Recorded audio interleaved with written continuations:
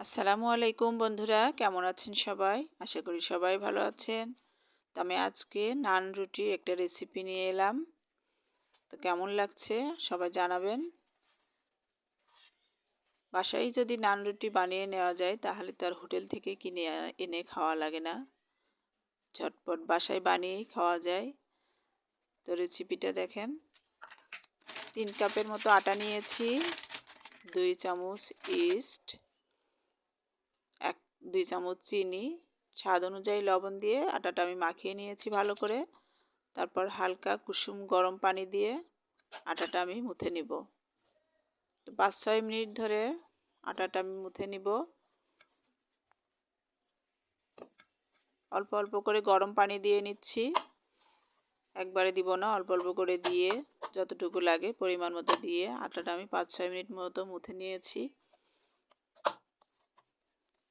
পরে একটু হাতে তেল লাগিয়ে উপরটা একটু তেল লাগিয়ে নিলাম যাতে উপরটা ড্রাই না হয়ে যায়।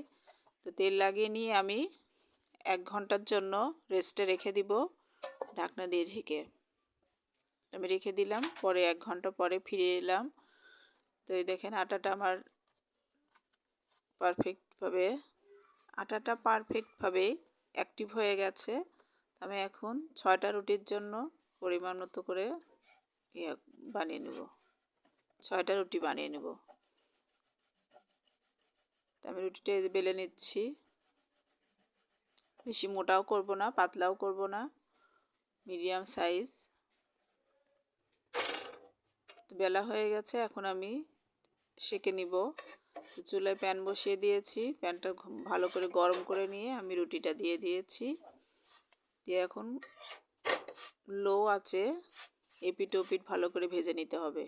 প্রথমেই হাই হিটে দেওয়া যাবে না, দিলে উপরটা পুড়ে যাবে কিন্তু ভিতরে সিদ্ধ হবে না। তো আমি লো আছে ভালো করে এপিট ওপিট ভেজে নিয়ে তারপরে আমি আঁচটা বাড়িয়ে দিয়েছি। তো দেখেন আঁচটা পরে বাড়িয়ে দিলে রুটিটা সুন্দরভাবে ফুলে ওঠে। এই তো আমার রুটিটা অনেক সুন্দরভাবে ফুলেছে। তো আমি এইভাবে করে সবগুলো রুটি ছেঁকে নিয়েছি।